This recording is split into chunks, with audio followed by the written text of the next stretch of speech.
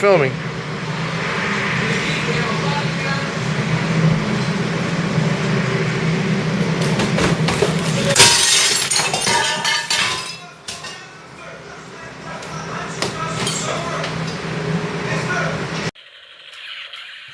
Welcome to News World, Albany Banana Corps. And today, You got it? Are we good now? All right. So, today we have a lot of news. And before that, we have our senior local correspondent, Dan Platt. And he is in the jungle. And he's going to tell us about the elections that just happened, where he lost. Thank you, everyone, for coming. You know, it's been a great ride these last 4 years, my 12 years in the legislature and the last 4 years here as Albany County Executive. Hello, Albany. Dan Platt, professional loser, but also winner of 4% of the vote. I learned a lot during this campaign, and I suggest that if you want to learn about your community, that you can also run for office. I will, in fact, help you. I got a lot of good media coverage, and I got my message out, particularly the platform that I stand for. The platform. I didn't hear that because I'm in the jungle. One particular thing I learned was the kind of illusion between urban and rural issues. During my campaign, I went to visit Bern and the other Hilltown areas and found that a lot of their problems, whether it be poverty, lack of government services, general depression, is the same as in my urban neighborhoods. So I want to give a shout out to the Albany Enterprise, one of the few actually independent media sources that actually gave me a full hearing, a full slate bit of coverage. Unlike, say, other newspapers or, on radio, I get maybe 5 minutes. I get a paragraph written about me. I basically get one position out, when really there's a whole lot of things to talk about. It's a war zone over here, man. War zone. All right. I'm deep in it. All right. We're gonna go back to. Oh wait, we just got this report in. Here is Brendan Cox getting sworn in at Albany City Hall. Today's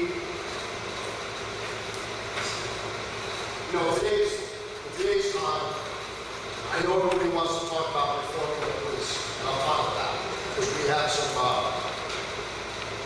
some things that we need to reform, as well as the greater criminal justice system. The thing that I think I like most about the new program, about the folks that are involved, is there's a lot of recognition here that this is a public health issue. This is not a criminal justice issue. It's got to stop being in the criminal justice field. If somebody has a substance abuse issue, we need to deal with that as a substance abuse issue. We need to stop dealing with that as a criminal issue. If somebody is out there selling large amounts of drugs and creating that harm, that's a different issue. But if somebody is out there and they have that addiction, we need to treat that addiction. We need to stop what we're doing now. And that is what the LEAD program is going to help us do. The LEAD initiative, I don't want to call it a program, the LEAD initiative is something that's going to, I think, help really facilitate our philosophical values in community policing to other initiatives. Because we're really now able to bring a whole lot of other folks to the table and say, hey, we have this problem. We can't solve this ourselves. And not only can we not solve this ourselves, but it shouldn't be the police that are trying to solve it. Too often, the police are straddled with issues that aren't law enforcement issues, poverty, homelessness,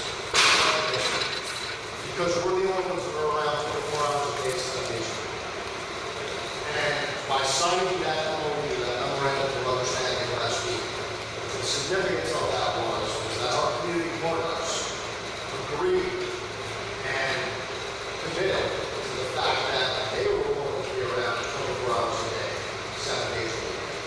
And that's what we're looking for. That's what I want to stress when it comes to the weed program. And not only are we bringing a harm reduction philosophy to the city of Albany, by the way, we already have it. We do have a share exchange program that's been in effect for quite some time. That's been extremely successful. But now we're getting more to the table. Now, I've always been at the table, but haven't always been there when at 10 o'clock at night we say, okay, this is the time of night that we have this biggest issue. Who's around?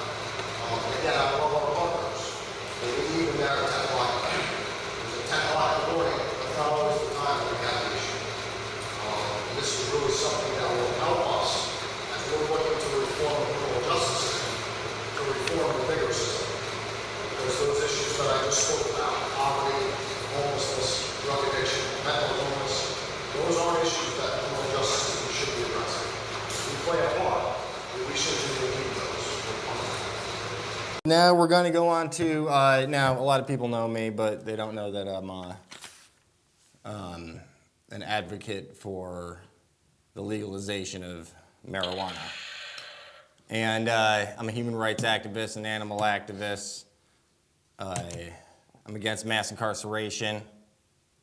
And this is just one facet of that layer cake of activism, right? Absolutely. You actually have forefronted, he's actually now in the Siberia. Dan Platt is now in Siberia, and he is going to tell us about the legalization of marijuana and how it pertains to Albany, New York, and the capital district. Hello again, Albany. I'm reporting to you from the Gulag. Why am I here? Because one of the things I'm doing this year is being the local coordinator for a campaign to legalize marijuana, led by Senator Kruger and her bill, the MARTA bill, which legalizes growing your own weed at home, the hemp industry, and numerous other things. It regulates, it taxes, but that's one of the kind of out-of-the-gate compromises. But you can grow at home, and that's important. But this can only happen with the work of people, of like-minded individuals working as a team. I am going to assemble that team. It's the marijuana team. It's the pot team. We can do it. Contact me or go to the New York Committee to Legalize Marijuana to help lobby. It's like one day for the year, but we can also party a lot as well. And rally and all that kind of fun stuff. And it wouldn't be fun if I wouldn't be doing this stuff if it wasn't fun. And we got a surprise for our man Joe here. It is this just in. It is our last day here with Joe at Albany Public Access because he quit. But we are going to give the Worldly Award to Joseph Alandato, son of the Durango Kid, trained by Cus D'Amato. If you don't know who that is, look it up. We're going to move on to another issue that plagues the criminal justice system, which is the parole board. And people had a peaceful demonstration at the parole board office in Albany, and it is to point out the need for oversight during parole hearings. And check that out. This is for Scott Ebanks in particular, whose case is raising awareness to the controversy. All right. Me right now, so I know what's right good. now. What you have is 8,000 cases of parole go through the system in New York State a year. 4,000 of those get appealed. 35 of those get overturned. Okay. So you're looking at an overwhelmed system, and you're looking at an underwhelmed populace. So you got a lot of people that don't know what's going on. So we're here to talk about what's going on and what we can do to make a change. And it all starts with freescottebanks.com. Go to the site. There is an online petition. We have petitions here today for you to sign. There are things that can be done, one of which is going to be this rally. After this, we're going to be making a technological rally online. We're going to do an overwhelming amount of emails, faxes, phone calls to the parole board for the next week to let them know who Scott Ebanks is and that enough is enough. FreeScottEbanks.com. Go there, watch the video. As a result of the process. It's not like he's specific underlining something. Did they really? Oh, did he? I didn't see it.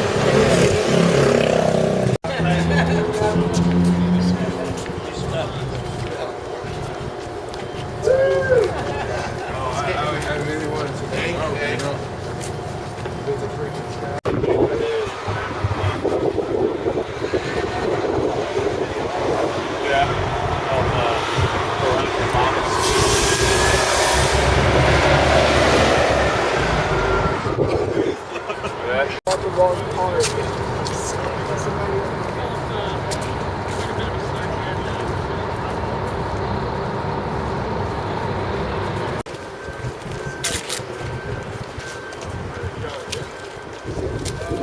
You're good. Just slide in a little bit that way.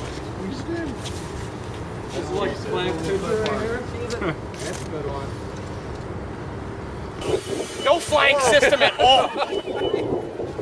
They were supposed to flank right, for God's sake.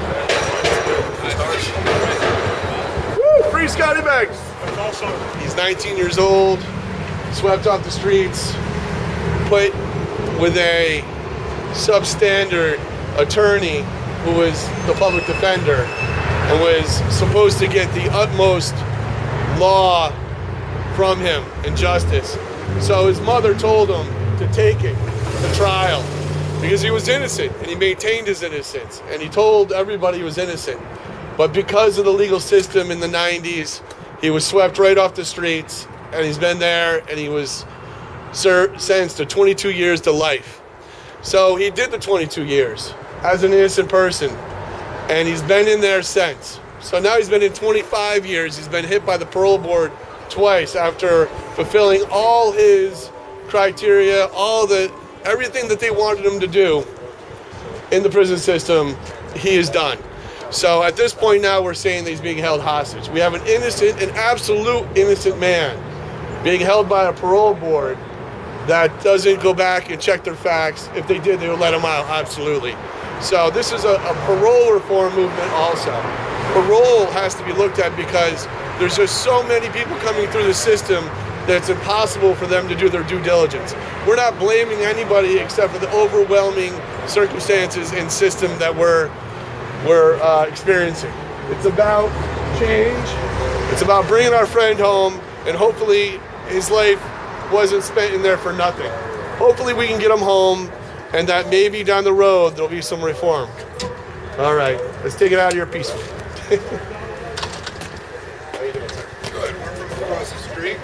We work on some of these issues, and we had no idea. We saw you outside, so we came over and got one of these. Can we go and take some pictures in front of your place too? I think these guys are going to oust us in a couple seconds. Be happy to. Yep. We work with the capillary against mass incarceration. Yeah. And we're working on some other things like ban the box and raise the age. And we're working on trying to get a kid who's got 9 years, 16-year-old got 9 years for stealing sneakers, first offense, and he's in Coxsackie now. Trying to get him out. We didn't know about this, so. Yep, you know, we're kind of novices at it. I don't know, do you know Cheryl Cates? No. She is a big civil liberties lawyer, and she's also our Scott Ebanks parole lawyer. So we've been trying to, she's from Rochester. I don't have her card on me, but her name and number is in here. We'll look at this stuff. Yep. One thing I'm thinking you guys should do is, Yeah, we're gonna go, thank you. Sorry, this won't go. We're scaring them. A pink Lincoln. Yeah.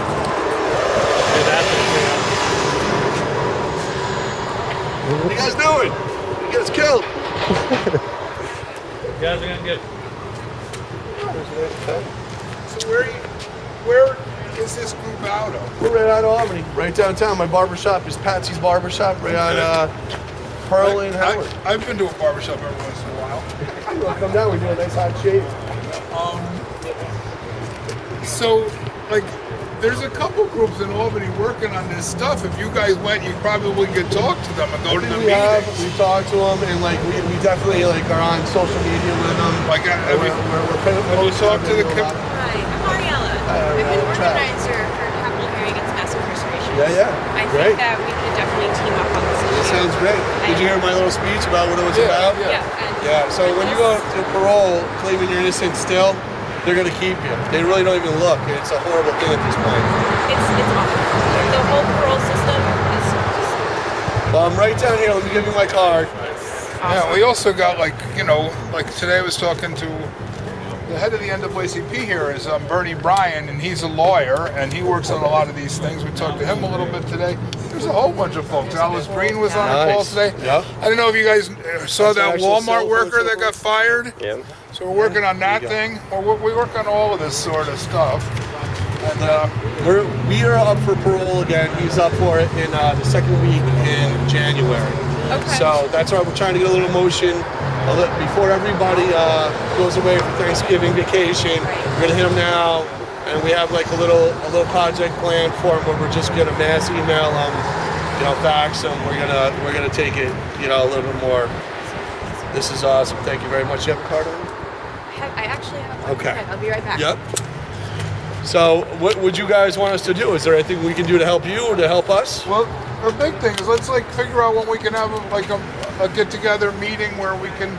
You let us know when what the next thing you're doing, and we'll send some people to it. Yep. We got some really good resource people, and then we probably have 100-some members in the Capital District. Yep. You pedestrian. You cannot block the road. If I gotta go around you, I gotta block it. We're fighting for that guy. Thank you, darling. My cell phone number Yes, down yes. there. Right on. And I'll get in touch with you, let you know what's going on. We're just gonna walk back down and take more pictures. Quesadillas.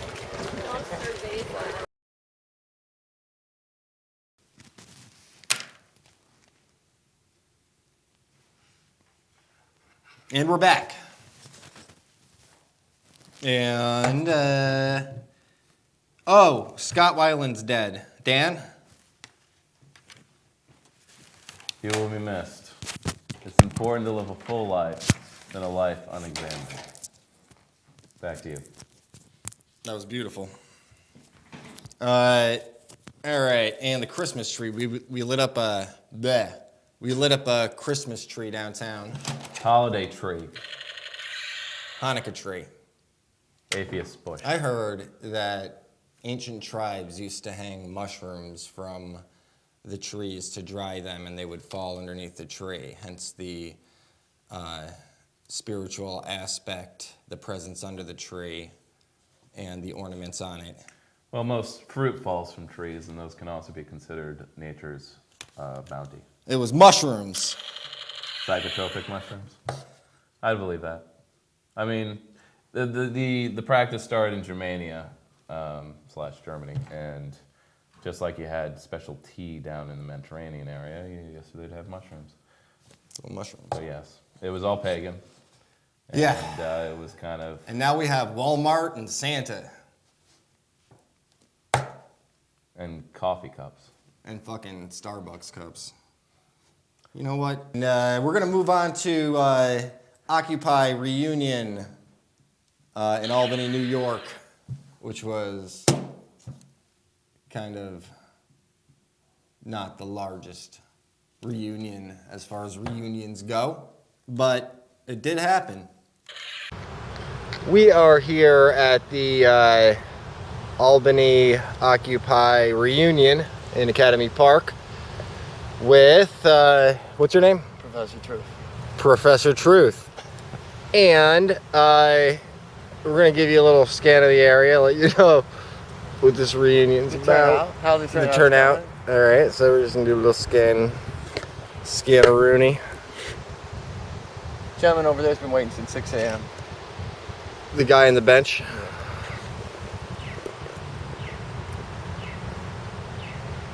Yeah, I suppose he has. And we're just gonna take a look over here. Okay. And we have this guy. I'm not sure if he's here for the movement, but we are fighting for him. And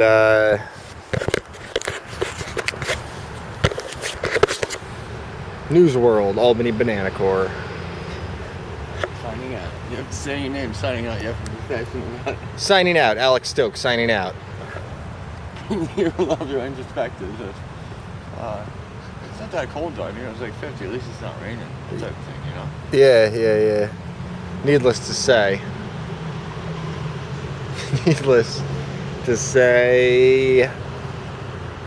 Not the biggest turnout. Yeah, they do have a potluck dinner at the social center. All right, these are prospective Occupy members. I think they're looking for us. Oh, they are.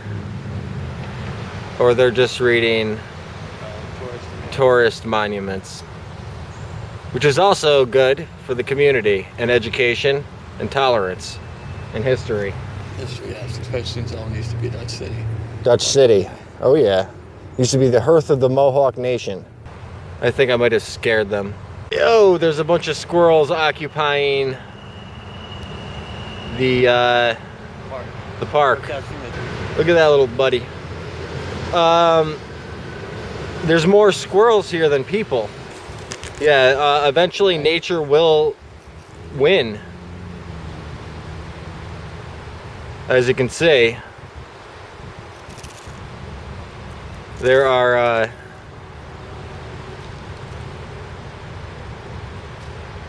factors at work. It's like Invasion of the Squirrels. Now that would be a hell of a movie. Invasion of the Squirrels, like, oh no! Yeah. He's doing like 10 feet tall. You put little plastic figures next to him. Army men, that type of thing. The hardest part would be training all the squirrels. I mean, no, they already got mine steroids. You just let them loose on a population unaware, Boxes of and then watch society crumble. Yeah. I do not want to get arrested for videotaping. Yeah. I'm just gonna videotape this woman walking up the street who may or may not be part of the protest. Oh wait, she's slowing down. Oh, shit. And yes, it's Academy Park, and you're in the right spot. And I think she's going to work. Oh wait, nope. Over here! No. Now she thinks we're just like creeps in the park. Creeps in the park. We should have a sitcom called Creeps in the Park. People jogging and stuff. Yeah. Oh, I like to videotape women all day. My name's I take them home and then I edit it into public access shows. Put some soft music, some Barry Manilow to it. Yeah. Now we're talking. Only if there were more strangers to videotape in downtown Albany on a cold Saturday. Do you think the CIA is watching us? Because it's like, oh, we saw on Facebook there's an Occupy movement. You're gonna get sunlight. I wonder where they are right now. Let's see if we can get him on film. I see ya, motherfuckers. There he is. He's a Mr. CIA bicyclist. They're still on 10 speeds, like they did in the 1820s. We are Occupy. Videotaping people and squirrels. And squirrels. Oh, look at people are using the smart signs. Oh wait, no they're not. You gotta have the intro to it though. And we are at Occupy with Joanne Farrell. How you doing? And you were just telling us about the people that are against the movement, some people. Well, this whole thing today was celebrating our anniversary. We're having a potluck up at the Social Justice Center after this. But what we were trying to do is be in solidarity with the protests in New York City against mass incarceration and police brutality. As everyone knows, there's been hundreds and hundreds of people, citizens killed by the police, Up until last year, it's been on average of about 500 citizens a year killed by police. So this is a real issue, and people down there are going through the streets this weekend and educating the public about what's going on. We had a lot of people try to sabotage this event. One person, some GOP nutcase, wrote all this stuff on our event page, telling people not to come, telling them we had a president now, and that he had issues with our president of the organization.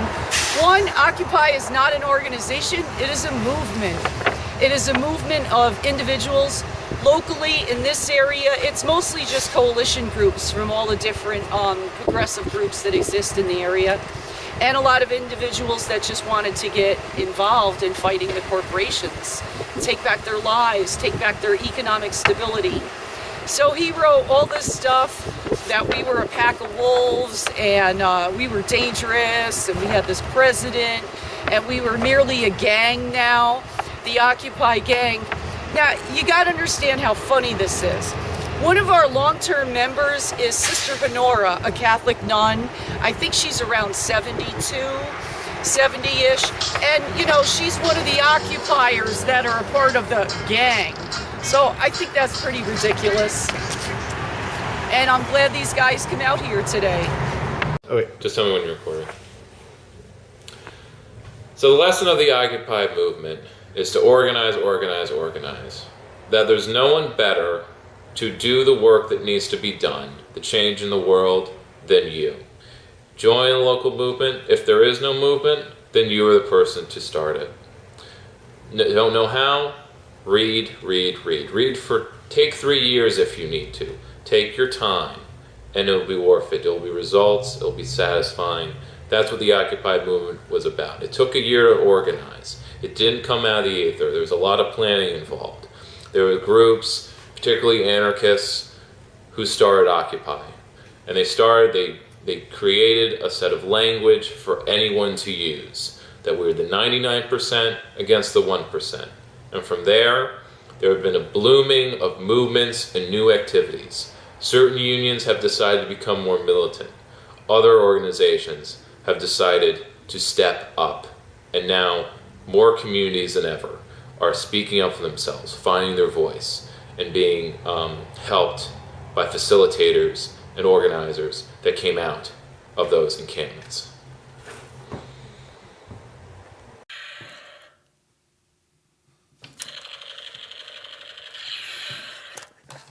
And that's Dan in, where's Dan now? Hold on, we're just getting this in. Dan is in... Ottawa. Ottawa. I know you don't have a picture of Ottawa, do you? It's definitely Hi, Ottawa. folks. Just so you're aware, Occupy Albany may be a bit more inactive than it has been in the past, but that is because other organizations, big and small, more numerous than ever, are stepping up and having actions practically on a weekly basis. So consult your Facebook pages for what's happening. That's usually the best source of information. Like pages, and you'll get updates on when the latest actions are happening. Whether it's for peace, labor rights, criminal justice, what have you. More is happening than ever, and I will contribute it, officially, to the Occupy movement as a whole. And even the Sanders campaign. And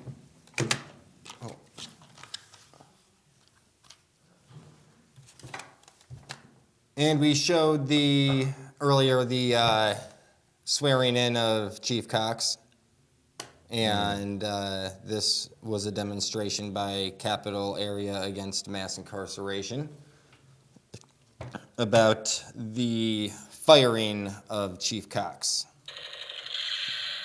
Well, the police officers that killed Ivy. Due to the death of Dontay Ivy and the violation of his rights by the Albany Police Department. Yeah. And cause without a demand is worthless. And they went into the mayor's office, and she was not available. As a result of his mental illness. And as a result, Dontay rarely went out the house. The only time he went out was to get his money and to go back into his little home. Ironically, a few months before Dontay was murdered by the Albany police, I went down to the house and I told Dontay, I said, Dontay, you got to start getting out. Is there a microphone? You can't stay in this bubble. You got to get out more. You got to get out and try to live. And I sometimes feel a little guilty because I felt like Dontay, one day I came back the following week, and how about this? Dontay had come out of his room. And the only thing he ever did was sat in that room every day. He didn't even come out to interact with anybody. He was afraid. So I can't imagine the night of this fateful event, what was going through Dontay's mind when he was walking up Lark Street after finding out that his money wasn't in his account, to be approached by two white officers who came up to him and started asking him questions. So you got to put yourself in the mind of a person who's mentally ill. You got to put yourself in the mind of a person who is afraid automatically now because of his illness.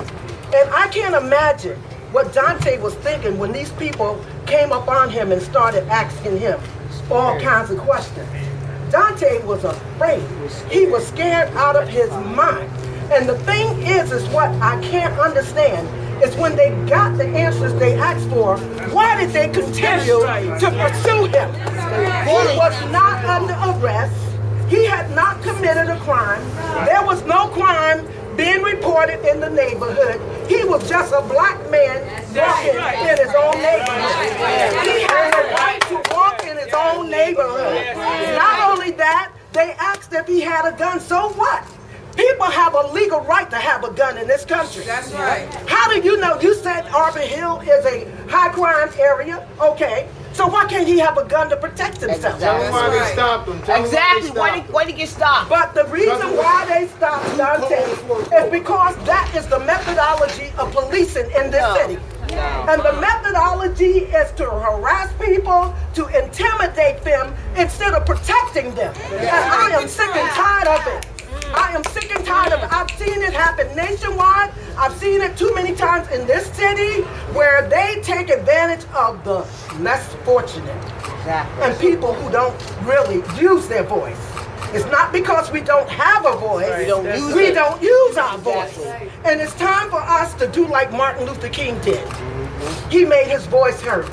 Yes. And the way we do that is by educating ourselves, making ourselves educated and know what our rights are. Now, Dontay only knew his rights, but even if he knew his rights, he was a mental patient. Yes. He couldn't even disseminate right from wrong at that point. But they followed Dontay home. They asked him if he had a gun. He said, no, I don't have a gun. But yet and still, they continued to ask him questions. Then they started frisking him. And people who are schizophrenic, they react differently when you touch them. He's not used to people touching him. And obviously, the first thing they did is they tased him. And they said the reason they stopped him because he looked suspicious. Suspicious because he was a black man, that's why. Yes. And you want to know something? I told the mayor of this city that I could look suspicious any night of the day. Any night. I can walk the streets of Arbor Hill and they can say I look suspicious. Why? Is it because I don't mirror the color of the officers? Is that why I look suspicious? But the reality of it is that is no reason, suspicion, to stop anybody and violate their human rights. And the reason that I'm standing here is not because, I know that I'm hopeful for change. I'm going to be honest with you. I'm hopeful for change. But at the end of the day, change only comes when we make it up in our minds and we're tired of what's happening.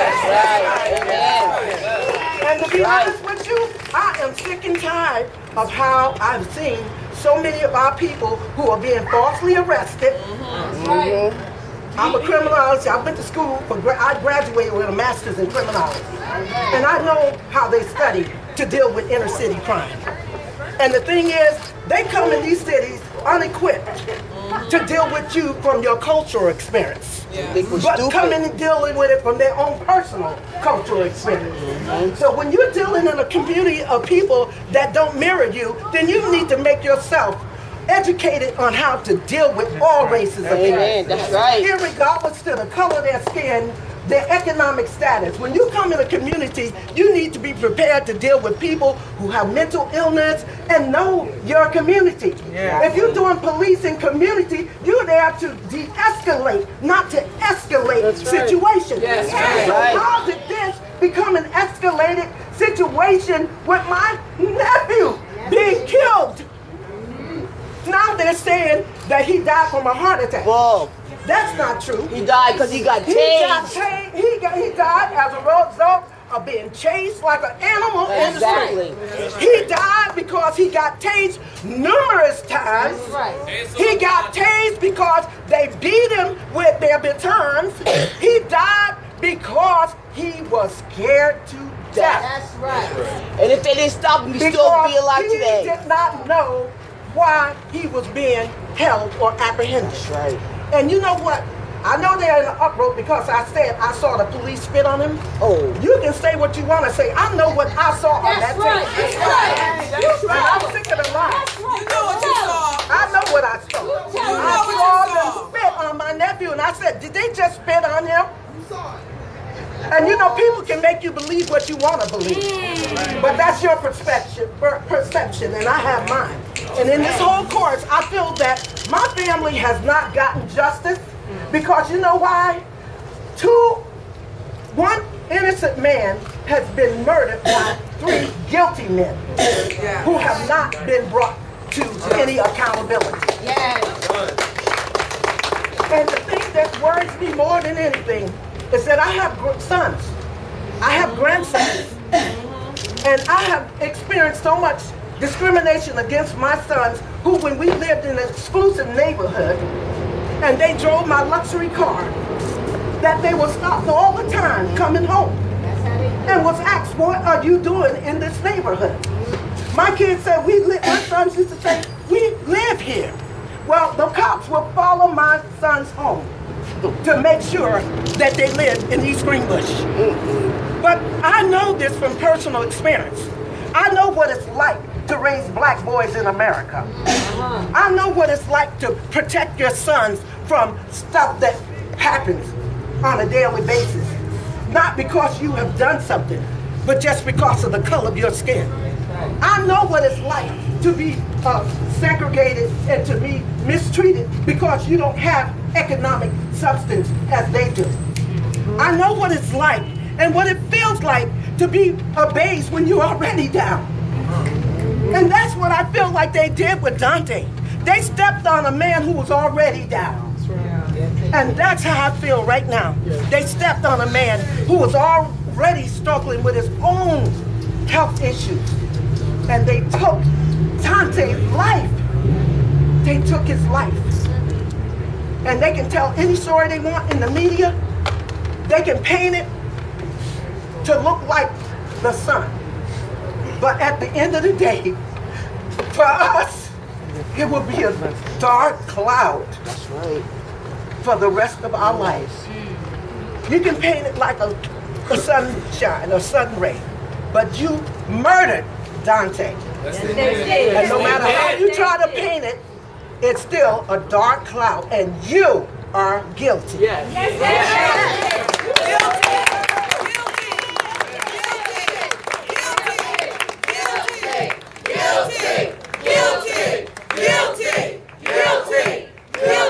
I'm proud to see you guys out here and doing what you're doing here. My name is Ira McKinley. I make the film The Throwaways, and we're getting national attention about what's going on here.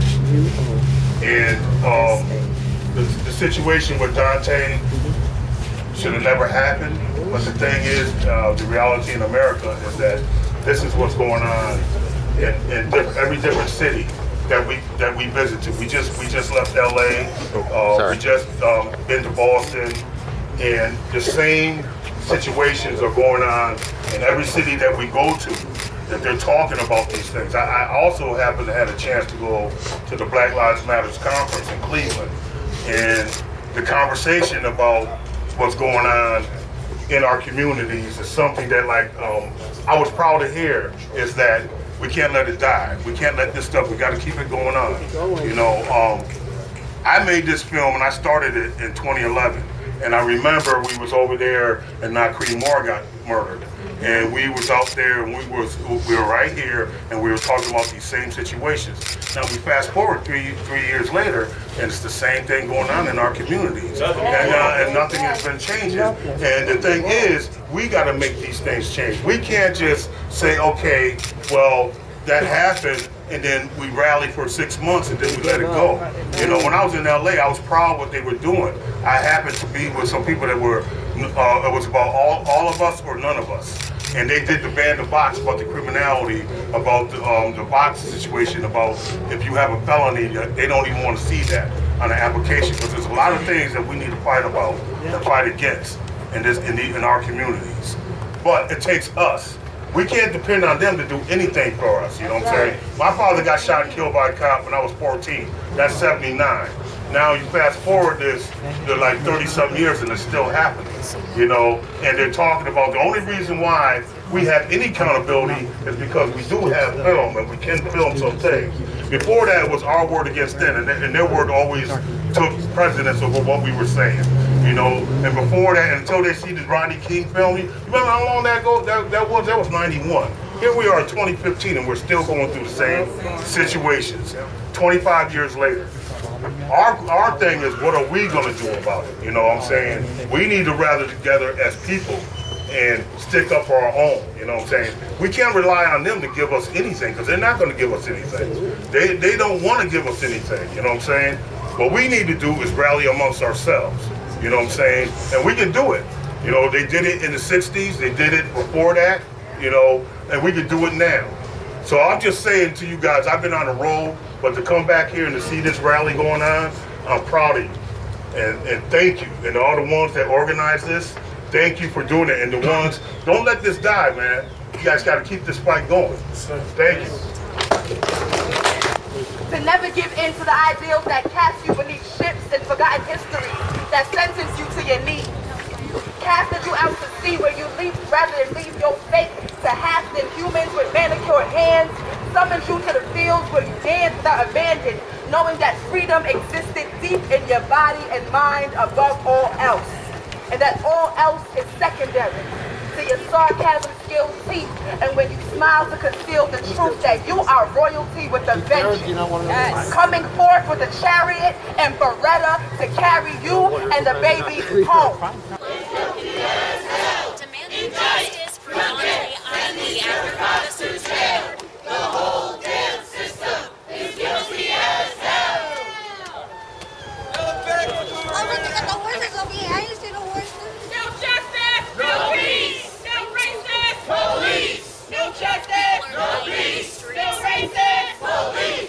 No justice, no peace. No racist, police. No justice, no peace. No racist, police. No justice, no peace. No racist, police. No justice, no peace.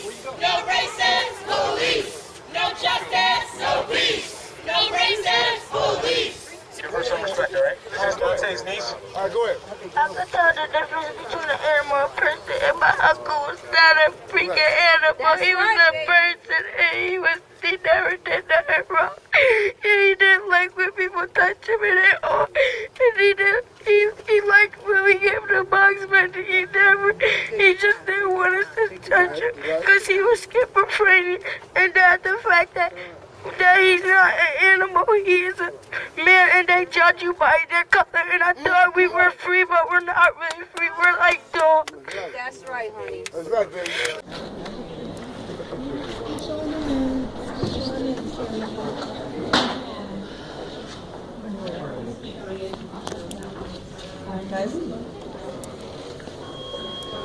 Step up, Mayor. Oh, excuse me.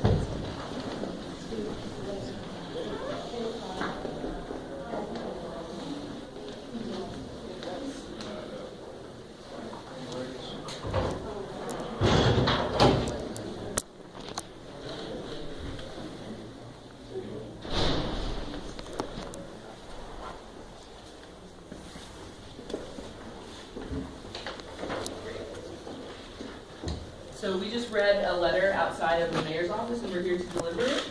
if that's possible. Can we deliver that letter to the mayor today? Yeah, you can make a letter. And will someone receive it? Sure. She's not here at the moment, but I don't know if she'll be here today. But yeah, we can accept the letter. This is the place to deliver the letter. All right, thank you. Can we get some sort of record that you received it? Do you have a receipt? Stamp or? Yeah, I'm not sure. The mayor's secretary is actually out to lunch, so I don't know the day's statute, but You can wait till they come back. We want to listen to people. if I can get through there, I can see if there's a date statute. Certainly. Excuse me.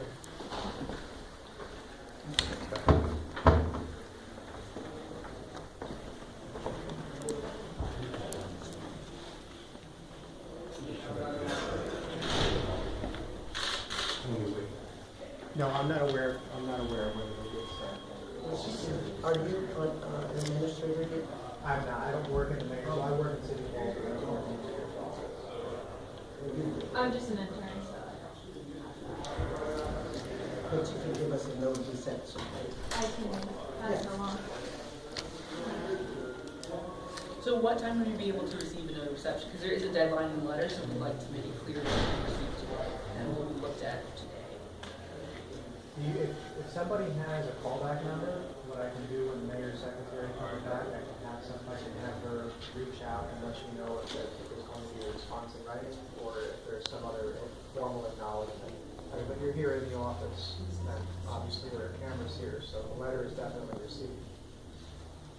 So when do we expect the secretary will be back from lunch? It's about to be 1 o'clock. I'm not sure. So. Shortly. So we can wait, yeah. County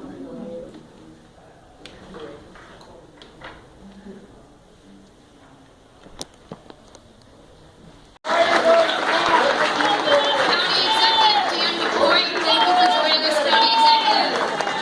City Treasurer Gary Shaw, Auditor Lee Engstrom, thank you for joining us.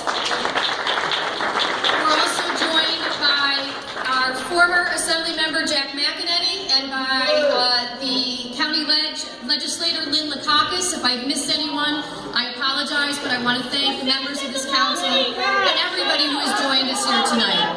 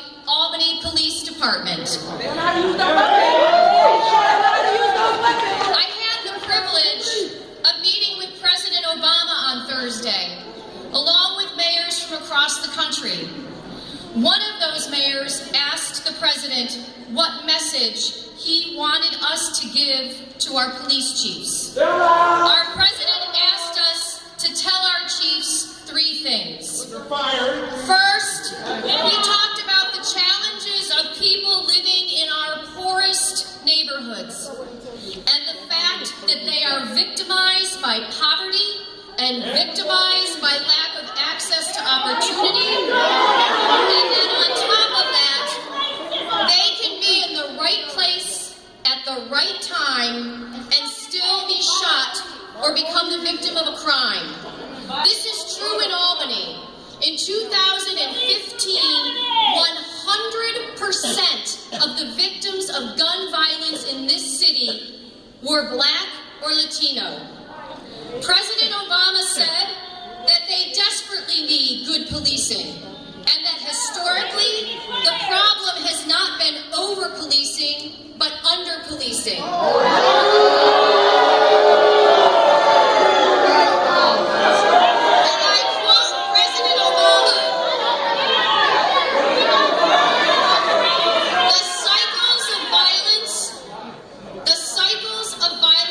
Perpetuated by police who said, you are not doing this in nice neighborhoods, in white neighborhoods, so you can do what you want.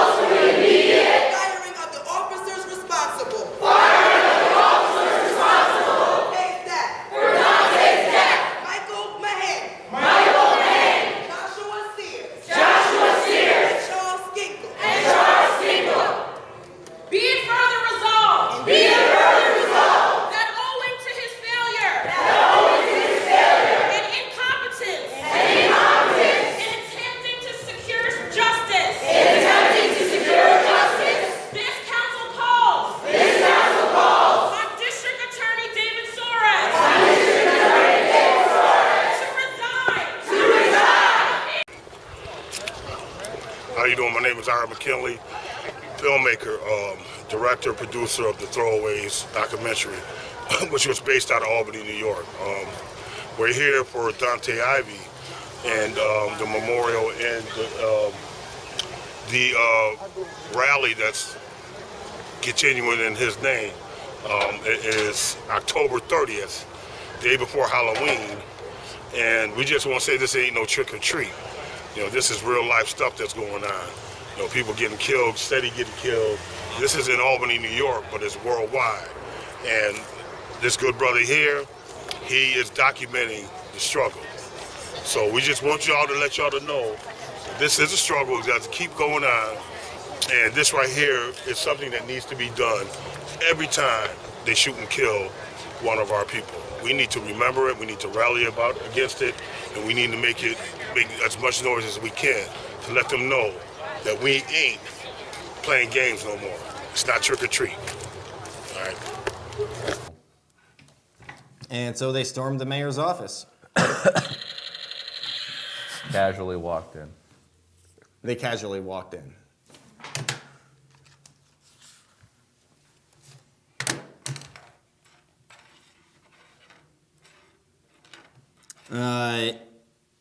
Here's a bald eagle.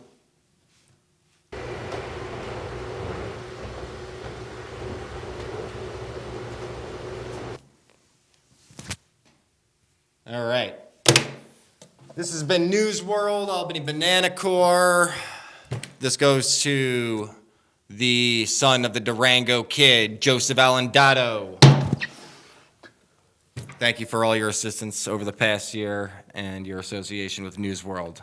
I have to do that again because I sneezed really bad. Nah, I think we're good. Okay. All right. Got it.